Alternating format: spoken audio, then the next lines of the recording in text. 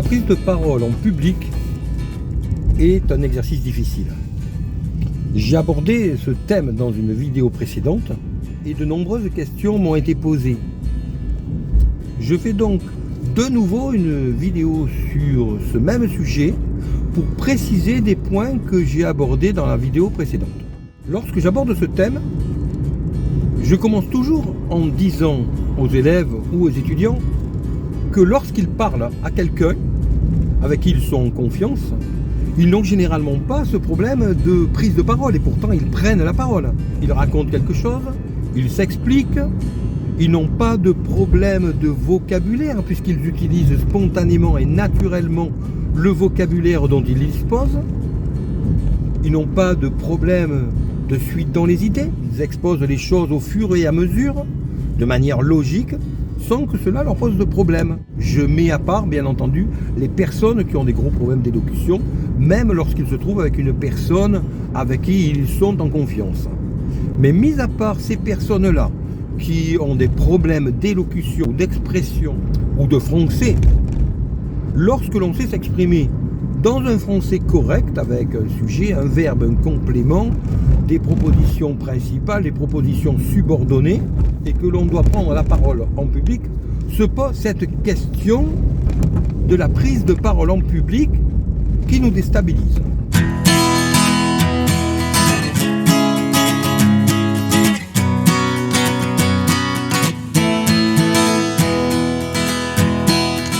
La prise de parole en public nous déstabilise. Il y a plusieurs raisons à cela. La première raison, bien entendu, est le fait de devoir faire face à un stress qui nous déstabilise. C'est la cause principale de ce problème de prise de parole. Mais il n'y a pas que cela. On apprend à gérer ses émotions, on apprend à gérer son stress, mais d'un point de vue technique, on reste dans une situation dans laquelle on n'est pas à la hauteur de notre niveau réel lorsque l'on est dans cette situation de la prise de parole en public par rapport à une situation beaucoup moins stressante où l'on va prendre la parole avec quelqu'un que l'on connaît et avec qui il n'y a pas de stress. Dans une vidéo précédente, j'avais commencé à expliquer les raisons qui expliquent la différence de niveau que l'on constate lorsque l'on s'explique avec quelqu'un avec qui il n'y a pas de stress et lorsque l'on doit prendre la parole en public. La différence peut être énorme. C'est ainsi qu'il y a des juristes, par exemple, qui vont être de très bons juristes, mais qui seront incapables de plaider, et pour qui la profession d'avocat restera totalement bouchée, alors qu'en tant que juriste, ils seront très bons. Ou inversement, il peut très bien y avoir de médiocres juristes qui seront de très bons orateurs, et pourront donc être de très bons avocats. Cette notion de prise de parole en public est donc vraiment une question qui interpelle. J'ai donc expliqué dans la vidéo précédente qu'il y a un moyen pour combattre ce problème. Et il faut procéder par étapes. La première étape consiste à prendre confiance en soi. Et pour cela, il y a un moyen qui consiste à apprendre un discours, comme le font les hommes politiques, que l'on va dire par cœur.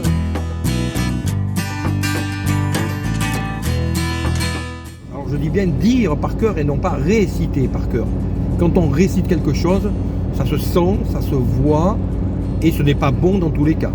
Par contre, dire quelque chose par cœur, c'est-à-dire avec le cœur, cela veut dire que l'on se sert de ce que l'on a appris pour le restituer de manière à ce que cela soit naturel.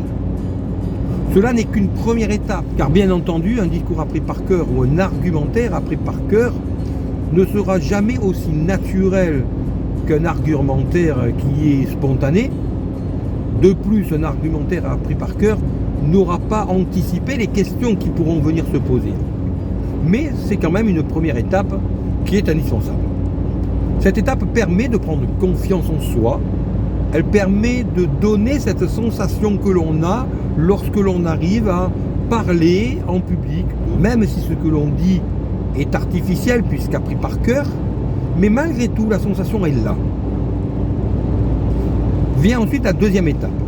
Alors la deuxième étape est une étape intermédiaire entre le par cœur et la spontanéité. Elle consiste à apprendre des phrases d'introduction, des locutions permettant de commencer une phrase, puis des phrases de conclusion, des phrases ou des locutions de liaison qui permettront donc d'avoir une trame, un petit peu comme en musique lorsque l'on fait du jazz, à partir de laquelle on va pouvoir intégrer les éléments de raisonnement.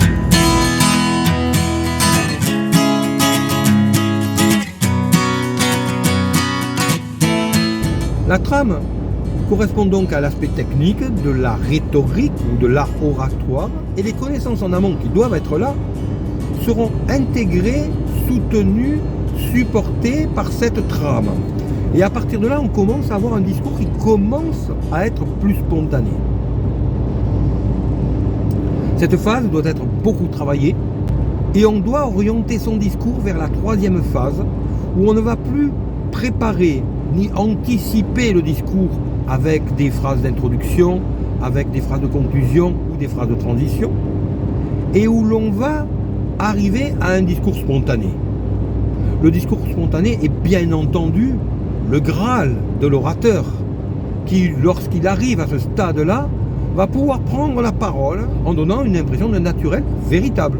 Lorsqu'on atteint ce stade, on arrive effectivement à parler en public d'une manière aussi naturelle qu'avec une seule personne de confiance de notre entourage avec qui on discute tout simplement.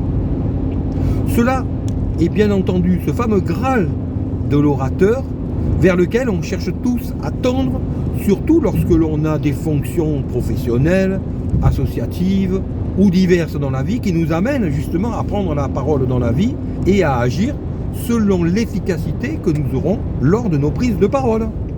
Donc bien entendu, une fois énoncé ce principe, la question est de savoir comment arriver à cette élocution naturelle qui nous paraît inaccessible. Pour comprendre pourquoi ce naturel de l'élocution en public est tellement inaccessible pour tant de gens, il faut comprendre comment fonctionne l'élocution. Lorsque nous nous exprimons, cela est l'aboutissement d'une série de mécanismes. Et il faut donc reprendre la première étape. La première étape est le ressenti. Nous ressentons quelque chose. Nous avons une perception d'une situation qui se trouve au stade de non-formulation. Donc au stade du ressenti. Ce ressenti va prendre forme dans notre conscience à travers des mots, des images qui ne seront pas vraiment formulées et qui prendront forme petit à petit, très rapidement lorsque cela se fait lors d'un discours. Mais ce mécanisme va prendre forme après le stade initial du ressenti et de la perception consciente, dont on pourrait même dire que celle-ci trouve son origine dans l'inconscient, pour une part. Le stade de la formulation interne, c'est-à-dire non exprimée, est donc une première phase. Et certains éprouvent déjà des difficultés à ce stade-là à exprimer, à formuler pour eux-mêmes ce qu'ils ressentent. Lorsque nous avons, comme on dit, les idées claires, alors vient le stade où l'on va extérioriser ces idées sous la forme de mots, de phrases, puis de discours.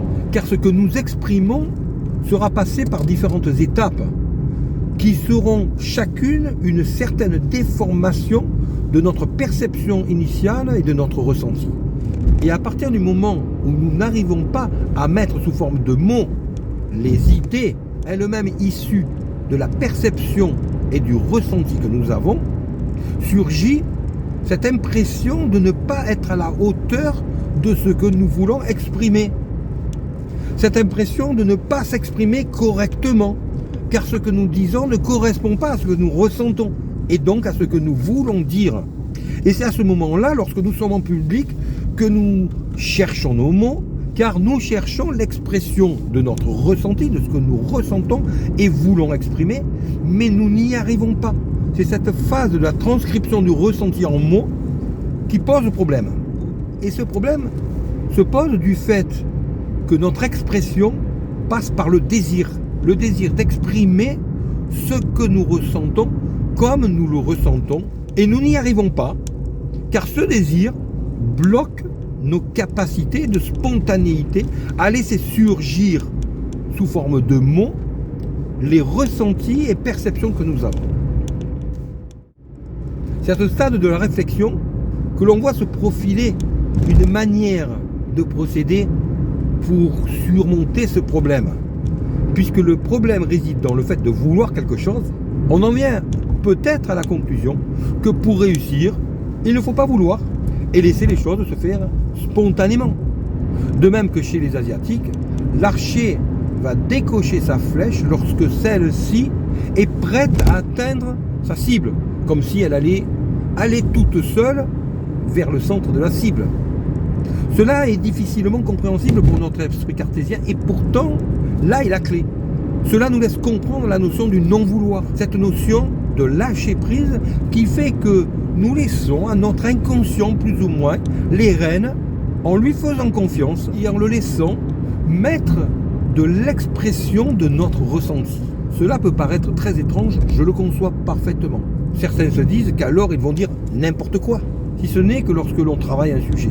On travaille en amont les connaissances que nous possédons donc. Et nous pouvons donc faire confiance à notre spontanéité pour savoir faire appel à ces connaissances au moment voulu, au moment où cela sera nécessaire. Tout cela peut paraître relativement théorique et pourtant cela ne l'est pas. Pour mettre cela en pratique, il y a un moyen qui a toujours fait ses preuves depuis les sophistes de la Grèce antique, qui étaient connus comme étant de très bons orateurs, si ce n'est bien avant dans les civilisations qui les ont précédés. Le désir de réussir constituant la barrière principale à notre réussite, il faut donc se faire une raison et se résoudre à ne pas désirer quoi que ce soit et simplement réussir le challenge d'arriver au moment où l'on va devoir prendre la parole en public sans savoir ce que l'on va dire. Se lever, commencer à parler sur le sujet dont il est question, sans avoir anticipé au préalable les phrases que l'on va dire, la pensée telle que l'on va l'exprimer, réussir ce challenge de se lever en ne sachant pas ce que l'on va dire. Là est la clé.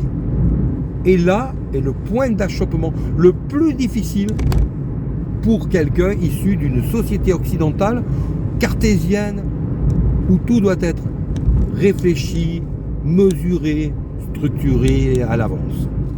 La clé est donc celle-ci.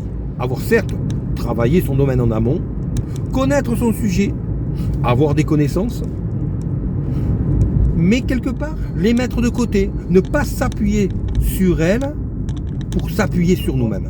Arriver au moment où l'on va devoir prendre la parole, se lever, la tête vide, et commencer à laisser s'exprimer nos perceptions sur le sujet, nos ressentis, nos connaissances que nous avons accumulées dans notre conscient et notre inconscient sous la forme spontanée qui arrive. Cela est très difficile pour une personne d'une culture comme la nôtre où l'on doit tout préparer, tout calculer. Et pourtant, ce n'est que comme cela que l'on arrive à dépasser la forme pour exprimer le fond et être ainsi ce que l'on appelle un bon orateur. Le bon orateur est celui qui nous parle, comme si nous étions tout seuls alors que nous sommes une assemblée, et qui va donc nous convaincre, parce que nous avons l'impression qu'il nous parle à nous. Nous ne l'entendons pas, nous l'écoutons. Là est la différence. Quelqu'un qui fait un discours préparé va être entendu. Un orateur va être écouté, parce qu'on aura l'impression qu'il nous parle à nous. Et c'est là que se situe la grande différence entre le bon orateur et l'orateur moyen, voire mauvais. Le bon orateur est écouté, l'orateur moyen, voire le piètre orateur, sera entendu d'une oreille distraite. Il faudra se concentrer pour l'écouter. Alors qu'avec le bon orateur, on n'a pas besoin de se concentrer. Il attire notre attention, il aspire notre attention. Nous sommes avec lui dans son discours, dans sa démonstration. Mais pour cela, bien entendu, il faut quelqu'un qui nous parle avec la plus grande spontanéité. Quelqu'un qui laisse prendre forme les mots au fur et à mesure que ceux-ci expriment son ressenti, le ressenti de ce qu'il veut nous communiquer. Voilà quel est le secret. J'espère que dans cette vidéo, j'aurai un peu mieux réussi à expliquer comment maîtriser cet art de la prise de parole en public, tellement difficile, qui pose problème à tellement de monde, et pour lequel nous disposons de tellement peu de solutions, voire aucune solution. Ce que j'explique ici est le fruit de l'étude des orateurs de l'Antiquité, des moyens et procédés qu'ils ont utilisés pour être au niveau où ils étaient à une époque où il n'y avait pas de technologie, où il n'y avait pas de micro, et où pourtant ils remplissaient des amphithéâtres entiers, ils fascinaient des stades entiers, qui étaient construits d'une manière tout à fait particulière, de manière à ce que le son se propage d'une manière tout à fait exceptionnelle, que nous n'utilisons malheureusement plus à notre époque. C'est la raison pour laquelle nous avons recours à tous nos moyens technologiques, aux micros, aux amplificateurs, etc. Mais dans les diverses époques de l'Antiquité, ces moyens technologiques n'existaient pas. Supposons-nous, peut-être à tort d'ailleurs, mais je reviendrai sur ce sujet lors d'une vidéo ultérieure, principalement concernant le son et les amplifications du son. Quoi qu'il en soit, j'ai développé ici ces techniques de l'orateur qui, si on les utilise correctement, permettent de passer du piètre orateur au bon orateur, voire peut-être à l'orateur de génie dont on se souviendra toute sa vie.